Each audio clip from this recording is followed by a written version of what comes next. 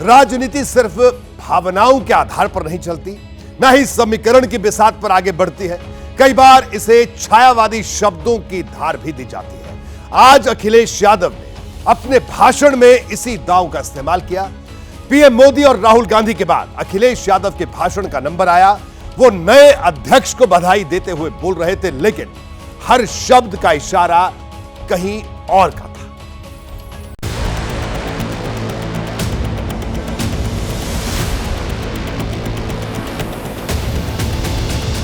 सिर पर लाल टोपी, गले में गुलाबी गमछा, बगल में अयोध्या के सांसद अवधेश प्रसाद और पीछे की कतार में बैठी हुई मैनपुरी की सांसद डिंपल यादव। चूंकि समाजवादी पार्टी इस लोकसभा चुनाव में तीसरी सबसे बड़ी पार्टी बनी है, तो स्पीकर ने पीएम मोदी और राहुल गांधी के बाद सीधे अखिलेश यादव को ही बोलने का निमंत्रण दिया। अखिलेश यादव खड़े हुए, स्पीकर को बधाई शुभकामनाएं दी और सीधे मुद्दे पर आ गए। अपील की कि संसद में दोनों पक्षों के साथ समान व्यवहार होना चाहिए।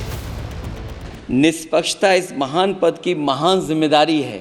आप लोकतांत्रिक न्याय के मुख्य न्यायाधीश की तरह बैठे हैं। हम सबकी आपसे अपेक्षा है कि किसी भी जनप्रतिनिधि की आवाज़ दबाई न जाए और ना ही निष्कासन जैसी कार्रवाई दोबारा सदन की गरिमा को ठेस पहुंचाएं।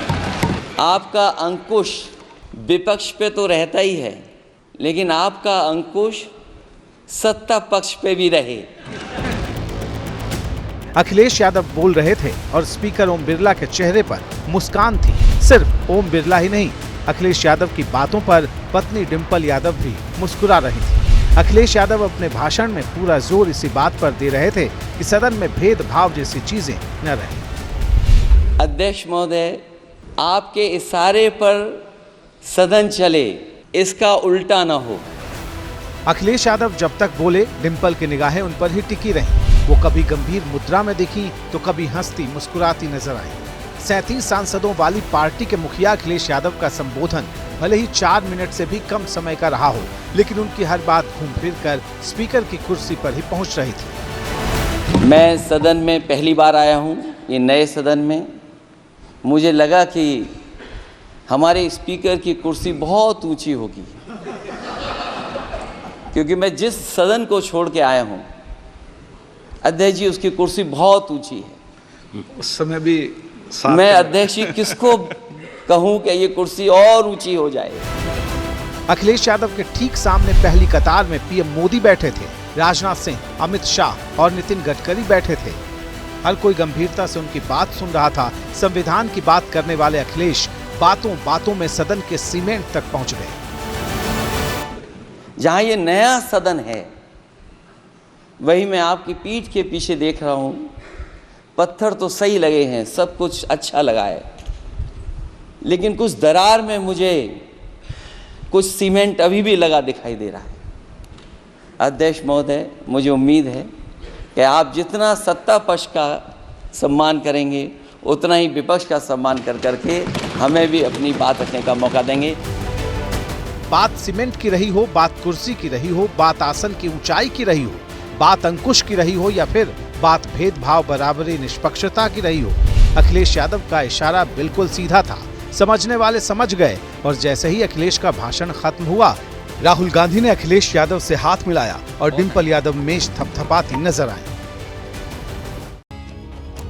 देखिए, यहां यह समझना जरूरी है कि अखिलेश के भाषण के शब्दों का कोड क्या है। क्या इसे डिकोड किया जा सकता है या फिर इसके एक नहीं कई मतलब निकलते हैं।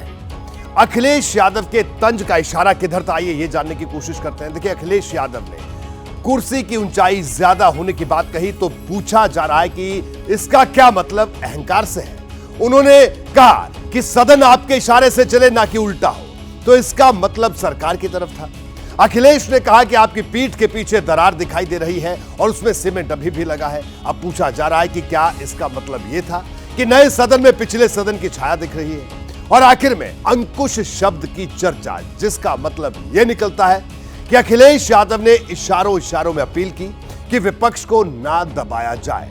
अब अनुमान के इस गणित और छायावादी शब्दों में कितनी समानता है, इसे सिर्फ अखिलेश यादव ही बता सकते हैं। जैसे ही घड़ी का काटा दोपहर 2:30 पे आए, बबीता जी का दिल सास बहू साजिश के लिए मचल जाए। और ये है इनकी बहू, पूरे दिन ऑफिस की टेंशन हो जाए गॉन जब ये करें अपना फेवरेट शो फ्री टाइम पे ऑन। इनकी तरह आप भी देखें अपना फेवरेट शो अपने टाइम पर और डाउनलोड कीजिए एबीपी लाइव ऐप अपने स्मार्ट टीवी पर।